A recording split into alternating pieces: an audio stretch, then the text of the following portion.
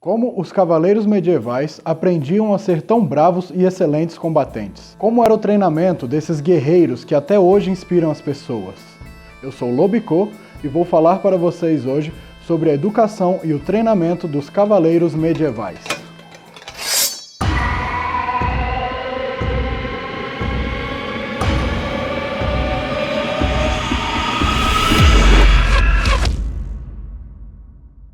Bem, não dá para chamar apenas de treinamento pelo que os cavaleiros passavam. Eles tinham uma verdadeira educação. Desde a infância, eles eram treinados para saber cavalgar, lutar, deveriam saber de história, etiqueta, religião, leis, gestão da terra, heráldica, entre outras coisas do costume da época.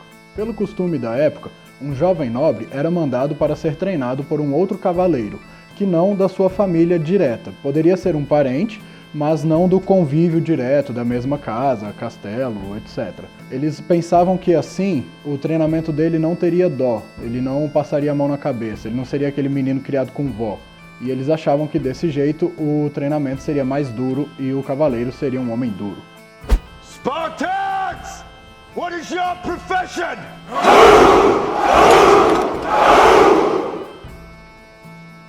Um aspirante a cavaleiro começava o seu treinamento mais ou menos pelos 7 anos, e aqui eles eram chamados de pajem.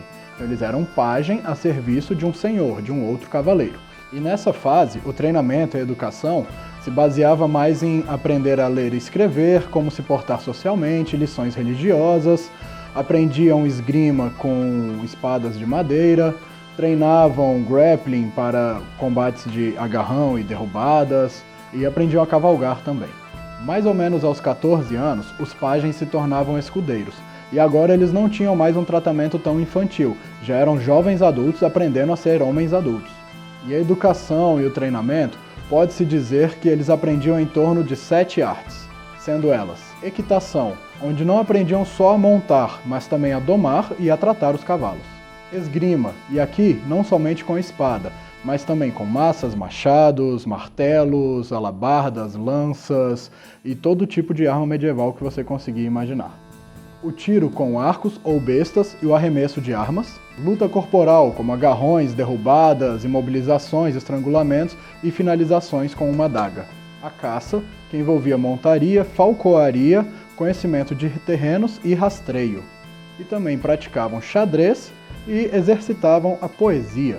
Os escudeiros acompanhavam o seu senhor cavaleiro nas batalhas e nos torneios, e garantiam que ele estivesse sempre armado e hidratado.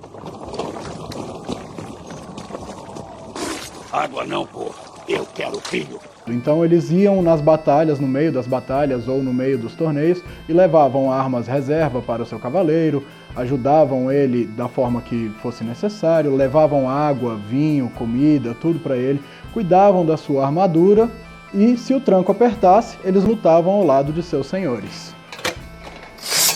Dada essa introdução toda, vamos ver agora como que, baseado no treinamento que eles faziam na época, nós podemos montar um treinamento para nós hoje, inspirados no que eles faziam. Já que se dava certo para eles ganharem batalhas e torneios, por que não pode nos ajudar a ganhar os nossos torneios hoje? Um cavaleiro de armadura deveria ser capaz de correr, saltar, escalar e combater ágil, forte e ferozmente. Petmeister Paulus Kahl, um esgrimista alemão do século XV, prioriza as qualidades de um guerreiro como tendo os olhos de um falcão para não ser enganado, o coração de um leão para lutar com coragem e vontade e os pés de um gamo para poder pular agilmente. Fiore dei Liberi, outro mestre esgrimista medieval, destaca as qualidades do guerreiro da seguinte forma: o lince para a prudência, o tigre para a velocidade, o leão para a coragem, vontade e audácia, e o elefante para a fortitude. Então disso, podemos entender que um cavaleiro deveria ser atento e perspicaz, lutar com a cabeça primeiro e não se atirar numa luta de forma burra, e sim pensando muito bem cada movimento. Que ele deveria ter coragem e força de vontade para lutar mesmo depois de exausto. O psicológico conta muito nas lutas. Um adversário com a moral abalada pode ser derrotado mesmo antes da luta começar. E também deveriam ser velozes, fortes e resistentes. Então o treinamento deles envolvia bastante wrestling, tanto a pé quanto a cavalo, derrubar o adversário no chão, esgrima, para melhorar a habilidade técnica deles com as armas, e físico, para que ficassem mais fortes e resistentes, aguentando combater por bastante tempo sem perder desempenho. Os exercícios que eles faziam envolviam corridas, saltos, levantar objetos pesados como toras e pedras, arremessar esses objetos pesados e também levantar o próprio corpo de diferentes formas, ou seja, faziam calistenia. E equitação e combate montado. Mas como o meu foco é o HMB, o combate a pé, eu não vou me aprofundar no treinamento a cavalo. Se o foco fosse para justa, aí sim essa parte teria bem mais aprofundamento. O treinamento de Jean Lemaitre II, também conhecido como Bosicot, foi registrado e é o que mais se tem conhecimento de o que um cavaleiro fazia para se exercitar. Porém, o que se tem registrado são as coisas que ele conseguia fazer já no seu auge, e não tem o que ele fez para chegar nesse estado de aptidão física. E de armadura, ele fazia corridas, escaladas de muros ou escadas, ele cortava lenha, socava o chão ou paredes, ele conseguia pular no cavalo vestindo a armadura completa do chão para o cavalo num salto só, ele conseguia dar estrelinhas e saltos mortais e dançar. Além disso, ele praticava com as armas e a montaria, e também vivia participando de duelos, lutas e torneios.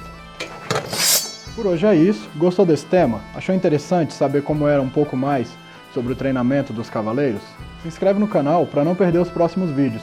Esse daqui é o primeiro de uma série que eu estou montando falando só sobre treinamento. Deixa seu curtir para dar um up no vídeo e dar aquela valorizada no trabalho que a gente está fazendo aqui no canal.